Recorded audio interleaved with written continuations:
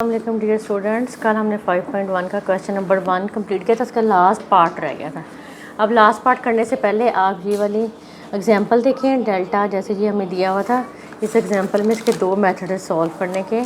Show that example number 10 ये आपने पहले सॉल्व करनी है, फिर क्वेश्चन का लास्ट पार्ट करना है क्वेश्चन नंबर 1 का कि ABC BCA CAB ये हमें डिटर्मिनेंट दिया है और ये हम इसका आंसर लेके आना है मेगा की फॉर्म में। इसे हम कहते हैं फिक्टोरियल फॉर्म और इस डिटर्मिनेंट जो है इसको हम कहते हैं सर्कुलेंट मैट्रिक्स या सर्कुलेंट डिटर्मिनेंट, क्योंकि इसमें देखें कि फर्स्ट रो भी परम्यूट हो रही है और सेकंड भी, यानी कि ये आपकी बन रही है ABC फिर BCA और फिर CAB।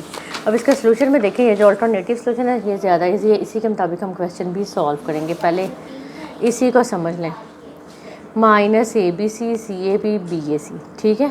अब उसके बाद हमने क्या किया कि हमने R2 3 को पहले चेंज कर दिया आपस में। उसके बाद हमने इसको कर दिया R1 में ऐड किया, R1 plus omega R2 plus omega square R3, यानी कि R2 को हमने ओमेगा से मल्टीप्लाई कर दिया और R3 को हमने ओमेगा स्केयर से। वैसे भी आपने ये देख लेना है कि ये अगर 3 क्रॉस 3 रखा है तो इसका मतलब है कि ये आइडेंटिटी मैट्रिक्स बन रहा है, ठीक है, यानी कि क्यूब रूट्स ऑफ यूनिटी क्या ये, इसलिए हमने इसके रूट्स ले लिए हैं 1 ओमेगा और ओमेगा स्केयर के। सेकंड रो को हमने ओमेगा से मल्टीप्लाई किया, फर्स्ट में ऐड किया, थर्ड रो को हमने ओमेगा स्केयर से मल्टीप्लाई किया और फिर फर्स्ट रो में ऐड कर दिया। इसने देखिए यहाँ लिख भी दिया where omega cube is equal to 1 होगा माइनस यहाँ पे अब आपने इसी को अरेंज करके लिख दिया A+B omega square plus C omega. इसमें से ओमेगा हमने कॉमन लिया, जो चीज़ हम कॉमन लेते हैं उसको हम अंदर डिवाइड कर देते हैं। इसका जब हम अंदर डिवाइड करेंगे ये A रह जाएगा। जब आप इसके जो डिवाइड करेंगे B/ओमेगा आएगा ना, ठीक है। तो B/ओमेगा को हमने करने के लिए क्या करना है कि इसको हमने ओमेगा क्यूब के साथ मल्टीप्लाई भी कर देना है और डिवाइड भी कर देना है। नीचे वाला ओमेगा क्यूब 1 हो जाएगा, ऊपर वाला इसके साथ आप कैंसिल कर देंगे, बाकी रह जाएगा B ओमेगा स्केयर। इस तरह ये जो है थर्ड स्टेप, इसमें भी देखें इस तरह C ओमेगा स्केयर, यानी कि इसकी हर टर्म को आपने ओमेगा क्यूब के साथ मल्टीप्लाई भी कर देना है और डिवाइड भी इसको भी ओमेगा क्यूब के साथ मल्टीप्लाई भी करेंगी और डिवाइड भी। ऊपर वाला ओमेगा क्यूब जो है वो इसके साथ कैंसिल हो जाएगा, 1 आ जाएगा और यहाँ पे आपका इसके इक्वल आ जाएगा omega square A+B omega square plus C omega. इसमें भी आपने यही काम करना है CAB। दस A+B omega square plus C omega is a factor of delta, so omega square and 1 are also cube roots of 1 A+ omega B omega square का square plus C omega square. अब उसने कहा कि delta is equal to -K × A का आपके पास value आ गई A+B + C। दूसरी हमारे पास क्या आ गई, ये वाली A+B omega square plus C omega और थर्ड वाली A+B omega plus C omega square. ये हमारे फैक्टर्स बन गए। Where K is a constant is delta involves terms of third degree in ABC। Comparing the coefficients of A cube both sides we get K is equal to 1, delta is equal to, ये आपके पास बाकी रहेगा। देखिए determinant delta is called a circulant determinant because it's second and third row are obtained by permuting the first row cyclically by a similar procedure. A circular determinant of any finite order can be evaluated in the factorized form में हम इसको निकाल सकते हैं। जब हमारे पास इसमें omega आ जाता है इसका मतलब है ये हमारी फॉर्म हो जाती है फैक्टराइज्ड फॉर्म, ठीक है। आगे इसके समझ इसमें सिर्फ ये वाला स्टेप था कि जब आपने ओमेगा यहाँ से कॉमन लिया तो अंदर इसके साथ मल्टीप्लाई कर देना है और फिर उसके बाद आपने देख लेना है। जैसे ये वैल्यू थी हमारे पास बनी, आपके पास आप देखें जैसे ये वाली वैल्यू थी A+ omega into A+B omega square plus C omega. अब इसमें देखिए आपका जो हमारी से ऊपर वाली टर्म थी वो थी B+A omega plus C omega square. तो हमने इसमें से ओमेगा को कॉमन ले लिया इस टर्म में से। जब हमने ओमेगा को कॉमन लिया तो ओमेगा अंदर जाके क्या हो जाएगा, डिवाइड। जब देखिए A ओमेगा के नीचे ओमेगा को डिवाइड किया तो क्या आ गया A। जब आप B के नीचे डिवाइड करेंगे तो वो क्या बनेगा B/ओमेगा। तो B/ओमेगा को हम मल्टीप्लाई कर सकते हैं ना ओमेगा क्यूब के साथ, क्योंकि ओमेगा क्यूब किसके इक्वल होता है 1 के, इसलिए हम इसकी जगह ओमेगा क्यूब भी लिख सकते हैं। यहाँ से ये इसके साथ कैंसिल हो गया, सिर्फ यहाँ रह गया ओमेगा स्केयर। मल्टीप्लाई डिवाइड नहीं करना, सिर्फ आप इसको मल्टीप्लाई भी कर सकती हैं, ये बन जाएगा B ओमेगा स्केयर। इसका जब लास्ट स्टेप में आया वो आपका था C ओमेगा स्केयर। तो C ओमेगा स्केयर के नीचे सबसे पहले हमने ओमेगा को डिवाइड कर दिया। जब हमने ओमेगा को डिवाइड किया तो यहाँ पर तो देखें ना ओमेगा ओमेगा से कैंसिल हो गया, ऊपर ऑलरेडी ओमेगा आ गया और ये जो हमारी वैल्यू थी ये इक्वल हो गई आपकी ये जो है फर्स्ट रो की कि A plus B omega square plus C omega, यानी कि हमने इन दोनों में से इस तरह कॉमन लेना है कि ये दोनों भी इसके इक्वल आ जाए। ठीक है, अब हम इसी का करते हैं क्वेश्चन।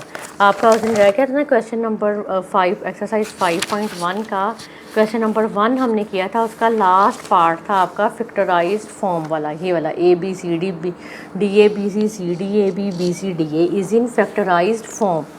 इसको सॉल्व करने के लिए भी देखिए सेम यही मेथड है जैसे मैंने आपको भी एग्जांपल समझाई है, सेम उस तरह ही आपने करना है कि ये this determinant is called the circular determinants.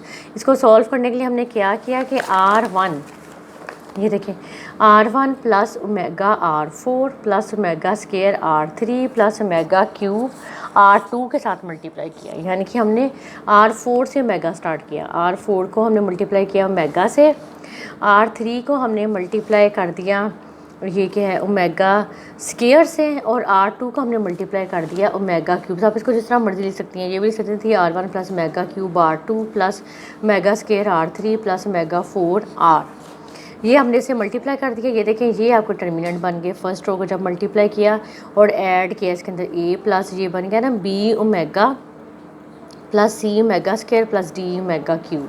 तो जब इसको किया B plus C omega plus D omega square plus A omega cube, जैसा जब हम नेक्स्ट पे गए जब इसको किया तो ये भी C plus omega D plus A omega square plus B omega cube, ये भी A omega plus B omega square plus C omega cube plus D, ये आपका आ गया। ठीक है, अब नेक्स्ट में देखिए इसी को अरेंज करके लिख दिया, जैसे यानी कि ए वाली टर्म्स को पहले लिखा, उसके बाद बी को, फिर सी को और फिर डी को। ठीक है, ये हमने कर दिया, यहाँ तक कंप्लीट हो गया। उसके बाद आपने कॉमन लेना है। देखिए फर्स्ट जो है था ना रो कॉलम वो एज इट इज़ ही रहेगा, इसको हमने अगले को भी इसके मुताबिक अरेंज करना है, जैसे अभी मैंने आपको एग्जांपल में बताया था।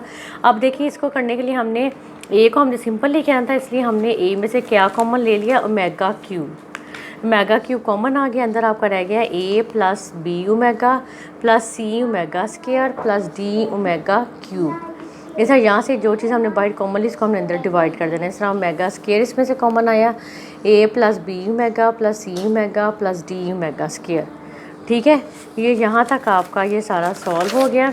उसके बाद देखिए suppose that omega is the fourth roots of unity, four roots of unity are this, writing these roots in place of omega. So यानी कि जहाँ पे ओमेगा आ रहा था उसकी जगह आपने पहले इन सारे रूट्स में 1 पुट करना था, फिर हमने -1 और फिर एयोटा और फिर माइनस एयोटा पुट कर दिया, आर फैक्टर्स ऑफ डेल्टा। सो ये देखें ये जो था आपका पहला ये निकली थी ना वैल्यू, ये वाली A plus B omega plus C omega square plus D omega cube. तो इसमें पहले आपने इसकी जगह क्या पुट करना था 1, इसकी जगह ये जो लास्ट आई ना A plus B omega plus C omega square plus D omega cube, तो इसमें पहले हमने ओमेगा की जगह 1 पुट करना है, फिर ओमेगा की जगह -1, फिर ओमेगा की जगह एयोटा और फिर ओमेगा की जगह माइनस एयोटा पुट करके इसको ये जो है ये वैल्यूज़ निकल आई सारी। ठीक है, और ये डेल्टा किया था कि इज़ इक्वल टू 1 इसमें आ गया, और ये आपके सारे जो हैं वो फैक्टर्स निकल आए। सेम आपने एग्जांपल नंबर 1 की तरह जो एग्जांपल नंबर 10 थी उसकी तरह करना था।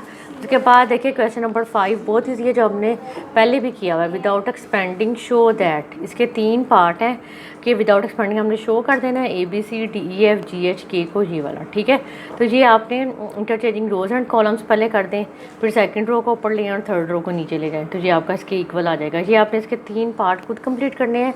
कल मैं आपको क्वेश्चन नंबर 6 से स्टार्ट करवाऊँगी।